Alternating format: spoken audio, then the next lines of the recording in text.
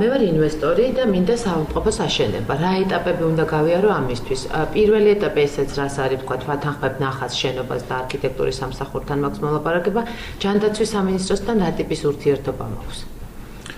იდეაში ინვესტორი, რომელიც დააპირებს სამეცნიერო ბაზარზე შემოსვლას, ნებისმიერი ინვესტორისთვის სასურველია, რომ სახელმწიფოსთან კონდეს, ასე ვთქვათ, კარგი თანამშრომლობა და ამისი აუცილებლობა არის იმით გამოწვეული, რომ მათ მიერ განსახორციელებელი აქტივობები იყოს კარგ კოორდინაციაში თვითონ სახელმწიფოს სტრატეგიულ გეგმასთან მიმართებაში. ფორმალურად ისინი არ არიან ვალდებულები, რომ არქიტექტურული გეგმა დაგეგმარება შეათანხმონ, თუმცა ძირითადი განსახორციელებელი სერვისები კარგია თუ იქნება კოორდინაციაში. ანუ ის სტანდარტები, რითიც შენდება ზოგადად სამეცნიერო დაწესებულებები, მინიმუმ უნდა აკმაყოფილებდეს დღეს საქართველოში არსებულ ავათვალიერე რამდენიმე ობიექტი და წავაწყდეთ ასე ვთქვათ, სირთულე არქიტექტორმა მიიღო დაკვეთა და მან შეისწავლა სამედიცინო დაწესებულების სტრუქტურის საკითხი. იქ არის ძალიან ბევრი საკითხი, რომელიც უნდა იყოს დაცული, ოთახების ზომა, ხელმისაწვდომობა ყველა წერტილის ყველა განსხვავებული თუ არა განსხვავებული ადამიანის, ხო? ასევე არის მნიშვნელოვანი ვენტილაციის საკითხი, რომელიც ასევე პრობლემატური იყო ქირურგიულ ზონებში ჩვენს ქვეყანაში, ბევრ საავადმყოფოში. ეს სტანდარტი თუ თქვათ არქიტექტორს აქვს ეს პრობლემა, რომ ის თავად იძიებს ინფორმაციას და თავისი გადაწყვეტილების საფუძველზე იღებს, მაშინ ჯანდაცვის სამინისტროს ჩართულობის საკითხი აქ როგორ უნდა დადგეს?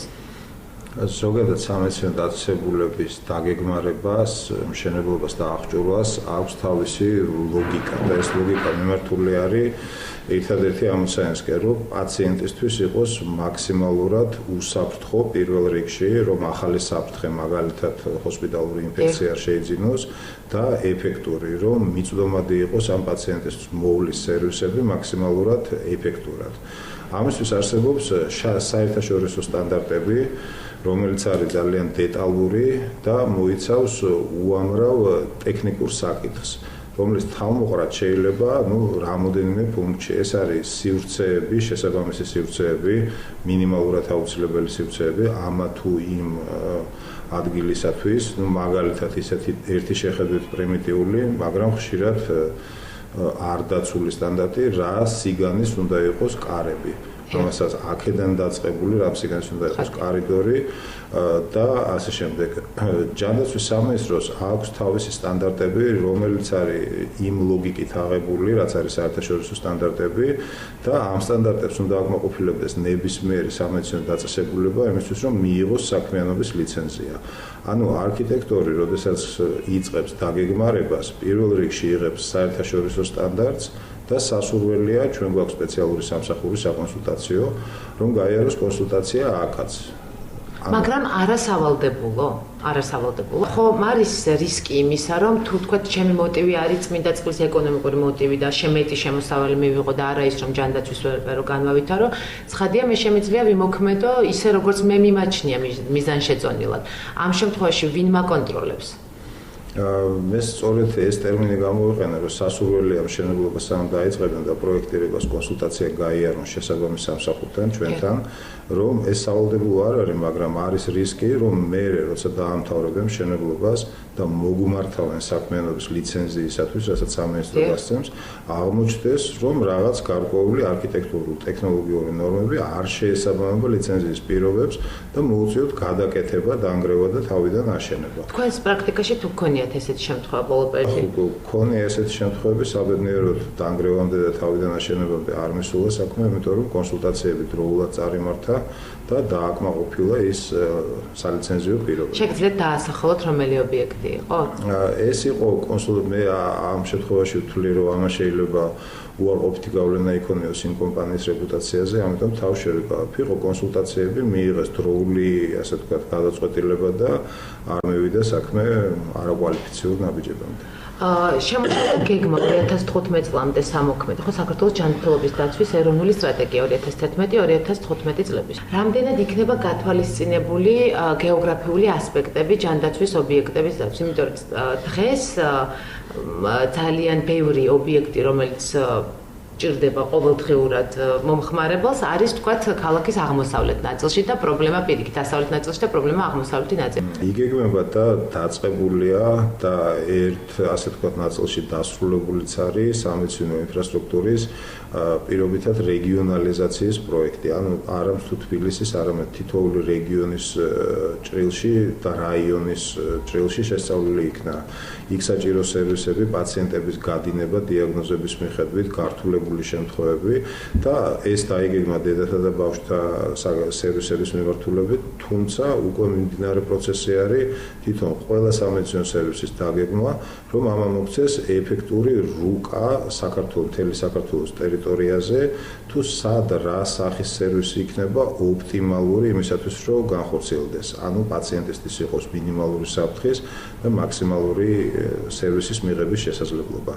ეს მოიცავს ყველაფერს დაწყებული სოფლის ამბულატორიებიდან სამშობიარო სახლების, სტაციონარების, სხვადასხვა დონის ქირურგიული ჩარევა და ამას ყველაფერს ასე ვთქვათ ერთიან ბადეთ ეფარება პრეჰოსპიტალური ეტაპის სამედიცინო მომსახურება, უფრო მარტივად სასწრაფო სამედიცინო დახმარების მომსახურება.